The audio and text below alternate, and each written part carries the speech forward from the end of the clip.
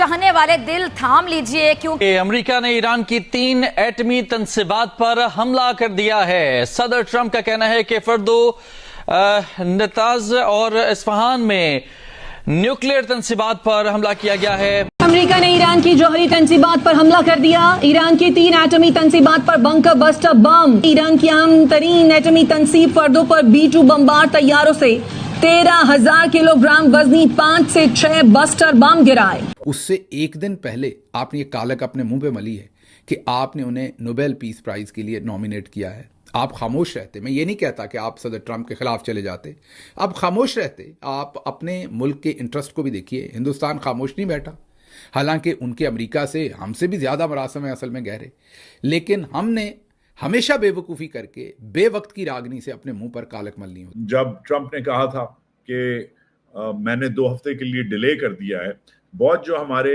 Boot policy हैं, बहुत जो दरबारी हैं, वो कहने लग गए थे कि हाँ आसिम मुनीर ने कन्विंस कर लिया है। खित्ते की सूरत हाल इंतहाई कशीदा हो चुकी है, क्योंकि अमेरिका अब जंग में, ईरान और इसराइल की जंग में कूद पड़ा है, क्योंकि मीडिया में गलत मैसेजिंग करता है और फिर उसका उलट करता है। कि ये वो तस्वीर है कि जब अमेरिका के वॉर प्लेन्स ईरान की न्यूक्लियर साइट्स को निशाना बना रहे थे। और अब आप देखिए कि अगर ये जंग बाकायदा जो कि अब शुरू हो गई है, तो अब हम किस मुंह से हमारे फील्ड मार्शल साहब और दूसरे लोग कौम को जवाब देंगे। ये मुझे वैसे ही बिल्कुल एक तस्वीर नज़र आई जैसी एक बहुत पहले तस्वीर उस वक्त वायरल हुई थी जिस वक्त पाकिस्तान के एबटाबाद में जो ज़ीरो डार्क 30 मिशन किया गया था अमेरिका की तरफ। पाकिस्तान ने वो इंटेलिजेंस फराहम किया जिसकी बुनियाद पे पिन पॉइंट एक्यूरेसी के साथ हमले किए गए हैं। डिमांड यही थी, हमने पूरी की है या नहीं, ये आने वाला वक्त बताएगा। सारे पाकिस्तानी 97-98% इस्लाम की कसमें खाते हैं, इस्लाम की बात करते हैं, शरीयत की बात करते हैं, सिर्फ बात करते हैं, और इनके लीडर उन्हीं मुसलमानों को बेच देते हैं। अमेरिका की सरजमीन को कोई खतरा नहीं था और किसी अमेरिकी अड्डे बेड़े पे ईरान ने कोई हमला नहीं किया था, इसलिए ट्रंप की इंपीचमेंट की बातें शुरू हो गई हैं। ये ट्रंप जानता है लाहौरी ब्लड, उसने मारा मुंह पे आसिम मुनीर के पैसा। आसिम मुनीर लेट गया उसके सामने, यहां से प्लेन जोड़े पाकिस्तानी एयर स्पेस पे, पूरा ईरान का इलाका मैप करा।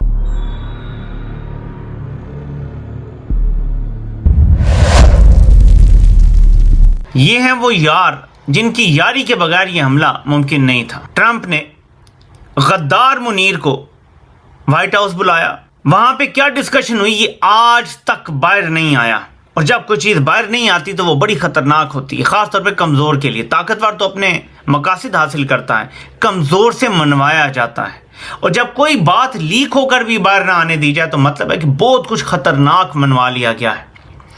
क्या पाकिस्तान ने वो इंटेलिजेंस फराहम किया जिसकी बुनियाद पे पिन पॉइंट एक्यूरेसी के साथ हमले किए गए हैं?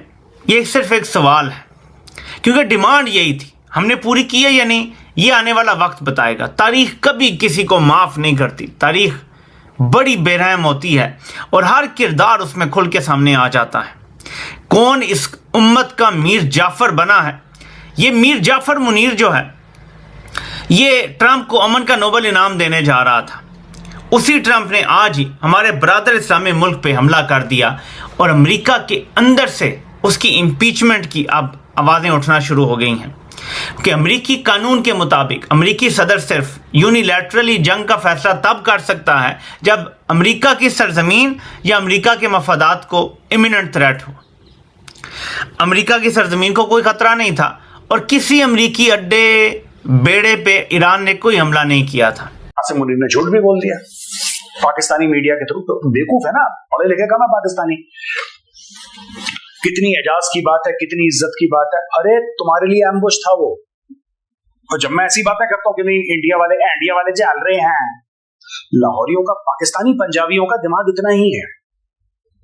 Lack of education, lack of growth of brain, mental doffing, all this is part of the Pakistani Punjabi ecosystem. दिमाग यही नहीं उनका, कल्चर है उनका। उनको यही लगता है कि किसी बड़े ने, गोरे ने खाने पे बुला लिया। ओ भाई, खाने में उसने तुम्हें जहर परोसा है, समझो, तुम्हें जहर परोसा है। आज की तारीख में आसिम मुनीर ने क्या गप्पे फैलाई आपको पता है दोस्तों, कि मैंने तो ट्रंप को ये पाकिस्तानी मीडिया के थ्रू कहलवा रहा है कि मैंने ट्रंप को ये बोल दिया कि नहीं साहब, अगर ईरान में कुछ भी होता है तो आप देखिएगा जितनी भी बलूचिस्तान के खासतौर इलाके में और पाकिस्तान में और पूरे इस इलाके में बहुत ज्यादा टेररिज्म फैल जाएगी और उससे आपको भी दिक्कत है और आपको भी परेशानी है, तो आप ऐसा कुछ ना करें। ये क्योंकि आप एक और चीज कड़वी लगेगी पाकिस्तानियों को, आपको कड़वी लगेगी, लेकिन ये बात सच है दोस्तों। और मेरा पाकिस्तान के बारे में कोई ऐसा प्रेडिक्शन हुआ हो जो गलत निकला हो तो आप बताना। इन्होंने पाकिस्तानी आवाम को ना एक ट्रक की बत्ती, मजहब की ट्रक की बत्ती के पीछे लगा दिया। अब सब इस्लाम की बात करते हैं, सारे पाकिस्तानी 97-98% इस्लाम की कसमें खाते हैं, इस्लाम की बात करते हैं, शरीयत की बात करते हैं, सिर्फ बात करते हैं, और इनके लीडर उन्हीं मुसलमानों को बेच देते हैं। कि ये वो तस्वीर है कि जब अमेरिका के वॉर प्लेन्स ईरान की न्यूक्लियर साइट्स को निशाना बना रहे थे, तो प्रेसिडेंट ट्रंप और मिस्टर पीट हेग्सेट और मिस्टर मार्को रूबियो वहाँ पर बैठकर उनके साथ ये देख रहे थे सारा मिशन। ये मुझे वैसे ही बिल्कुल एक तस्वीर नज़र आई जैसी एक बहुत पहले तस्वीर उस वक्त वायरल हुई थी जिस वक्त पाकिस्तान के एबटाबाद में जो ज़ीरो डार्क 30 मिशन किया गया था, अमेरिका की तरफ से ऑपरेशन किया गया था, जिसमें उसामा बिन लादेन दुनिया के सबसे बड़े दहशतगर्द को वहाँ से पकड़ा गया था।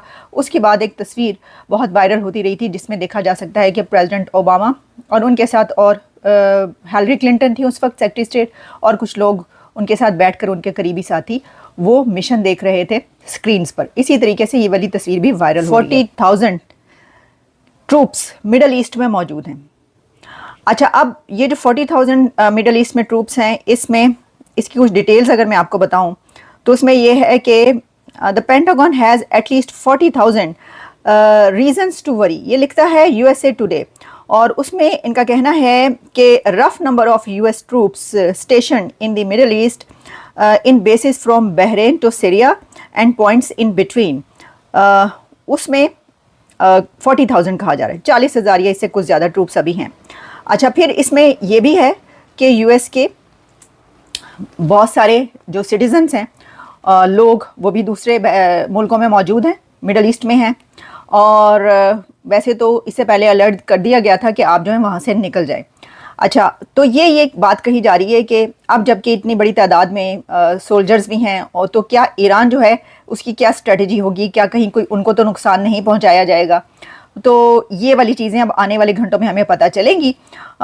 ईरान जो है उसने launch 13 ballistic missiles at US troops in Iraq in January 2020। ये वो बात है जो अभी प्रेसिडेंट ट्रंप कह रहे थे, क्योंकि ईरान ने 13 बैलिस्टिक मिसाइल जो हैं US ट्रूप्स पर पहले भी इराक में जो हैं वो मारे थे।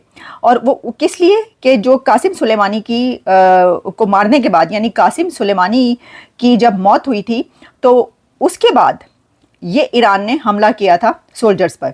द न्यूयॉर्क टाइम्स ने एक खबर रिपोर्ट की है, और वो क्या है, द न्यूयॉर्क टाइम्स रिपोर्ट करता है कि नासा फायर इंफॉर्मेशन सिस्टम जो है उसने हीट जनरेट होते हुए डिटेक्ट किया है, यानी heat generating event near Fordow nuclear facility Iran की। तो ईरान की जो फोर्दो न्यूक्लियर फैसिलिटी है जिसको सबसे बड़ा निशाना बनाया गया है और वहाँ पर बमबारी की गई है, वहाँ पर हमला किया गया है अमेरिका की तरफ से, वहाँ से न्यूयॉर्क टाइम्स लिख रहा है कि हीट जो है वो निकल रही है। अच्छा, अब ये तो है कि भाई वहाँ पर हमला किया इसलिए निकल आई, लेकिन न्यूयॉर्क टाइम्स ये कहता है कि one detection was about 30 minutes before President Trump announced the US strikes, कि जब प्रेसिडेंट ट्रंप ने US स्ट्राइक्स अनाउंस की उसके 30 मिनट्स पहले से, आधा घंटा पहले, 30 मिनट पहले से ही वहां से ये वाला इवेंट हीट जो जनरेट हो रही है वहां से, वो नासा की इंफॉर्मेशन सिस्टम ने डिटेक्ट किया। अब क्या ईरान की तरफ से वहां पर कुछ किया गया, या ये जो अमेरिका की बमबारी हुई है उसके बाद वो हीट वहां से निकल रही है?